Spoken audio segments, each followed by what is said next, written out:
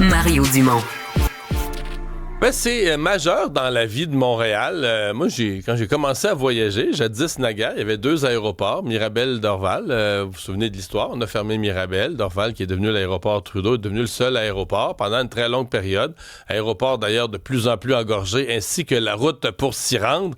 Et donc, dans quelques semaines, on va revenir à Montréal avec 2 aéroports distincts. Avec nous pour en discuter, Simon-Pierre Diamond, vice-président chez MET, à l'aéroport métropolitain de Montréal, le nouveau nom de l'aéroport de Saint-Hubert. Bonjour, M. Diamond. Bonjour. Vous êtes, on vous voit là, devant les comptoirs où on va déposer nos bagages ou obtenir notre carte d'embarquement. Tout est prêt? Ben, oui, le terminal à toute fin pratique est construit. On a commencé en août 2023. Alors, ça fait pas 3 ans, 2 ans et demi ou à peu près. Un projet qui avoisine les demi-milliards de dollars. Et là, je le mentionne, c'est tout de l'argent privé. Alors, pas de subvention, pas d'aide gouvernementale. Et effectivement, dès le 15 juin prochain, ben, les résidents du Grand Montréal vont pouvoir bénéficier de plus d'options, un aéroport de plus pour leurs besoins de voyage. Alors, c'est une bonne nouvelle pour tout le monde. Et puis, effectivement, je suis dans cet aérogare-là qui est flambant neuve.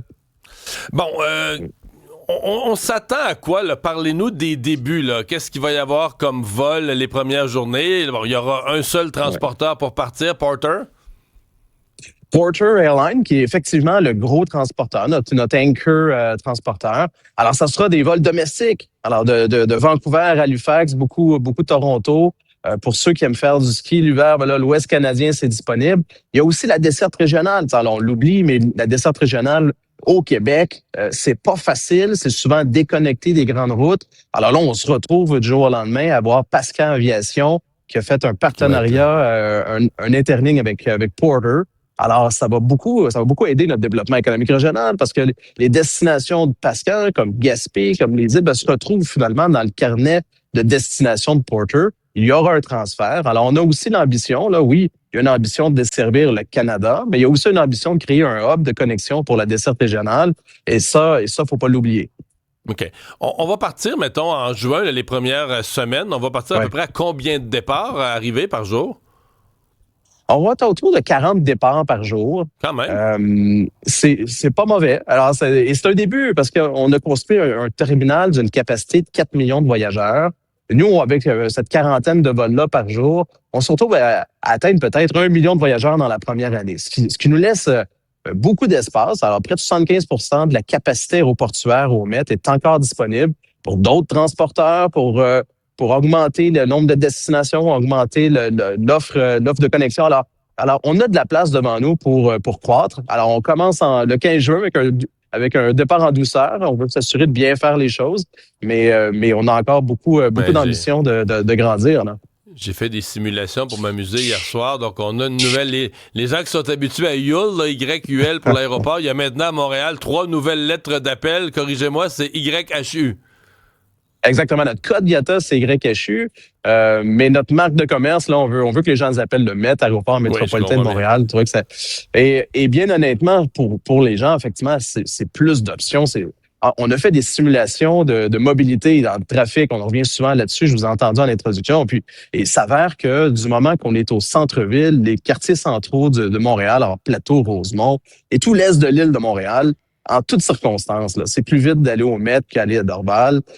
Évidemment, pour les gens de la Rive-Sud, du centre-ville, là, en auto, mettons, de la place Ville-Marie, c'est-tu en moyenne, parce que c'est toujours jamais la 20 Ouest, c'est plus rapide de venir à Saint-Hubert?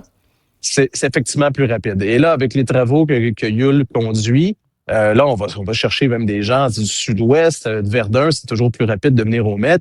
Et là, dans ces analyses-là, qui sont bien sérieuses, hein, alors c'est des échantillons de géolocalisation de téléphones cellulaires, on fait de la modélisation, on fait du forecasting avec l'intelligence artificielle. Alors, c'est des belles analyses. On s'est rendu compte, et c'est formidable, qu'on est plus vite aussi pour certaines villes de la Rive-Nord. Alors, ils sont loin de chez nous, mais pour ces gens-là, contournent l'île de Montréal, utilisent le tunnel, et là, ils arrivent finalement au Met plus rapidement. Ça va être plus facile à la fin des travaux du tunnel. Juste, bon, là, vous parlez de la route. Une fois rendu à l'aéroport, là, je comprends qu'une des choses que vous vendez, c'est stationnement, sécurité, tout est plus simple, là.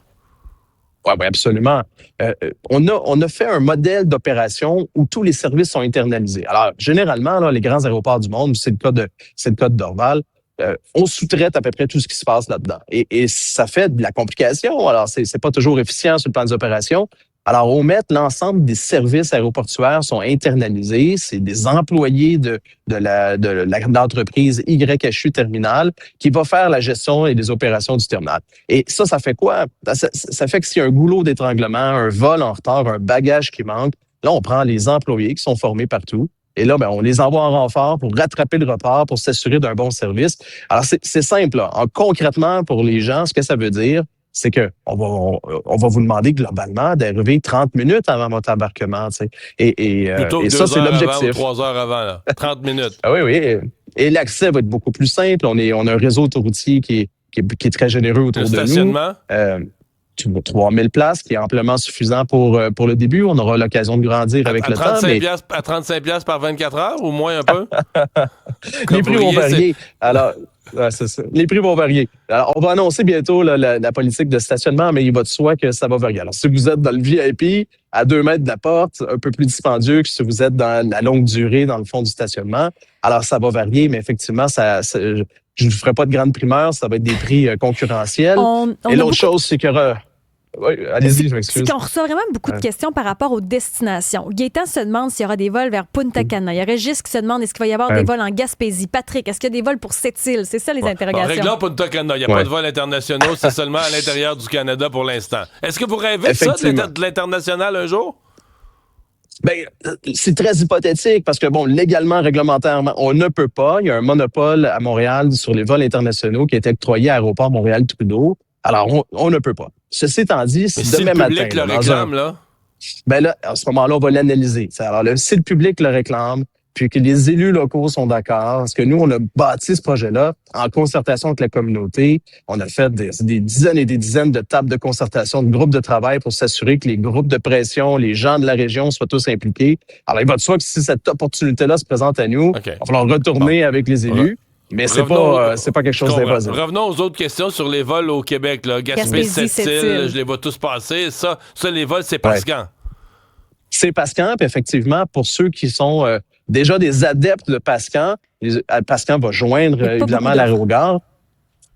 Ça va se bonifier. Alors, et ça, c'est une bonne nouvelle pour le transport régional. C'est qu'avant, c'était difficile. C'était pas nécessairement l'expérience client la plus valorisante. Là, du jour au lendemain, on prend la desserte régionale et on la met sur un piédestal et on la connecte avec les grandes villes du reste du Canada. Alors, les investisseurs, les gens d'affaires de Calgary, de Toronto, de Vancouver vont pouvoir accéder à Sept-Îles, à Gaspé beaucoup plus facilement qu'avant. Alors, nous, l'avenir va nous le dire, mais on a le sentiment que ça va énormément favoriser la croissance de la desserte régionale. Ça veut dire plus d'options, des tarifs qui sont meilleurs également.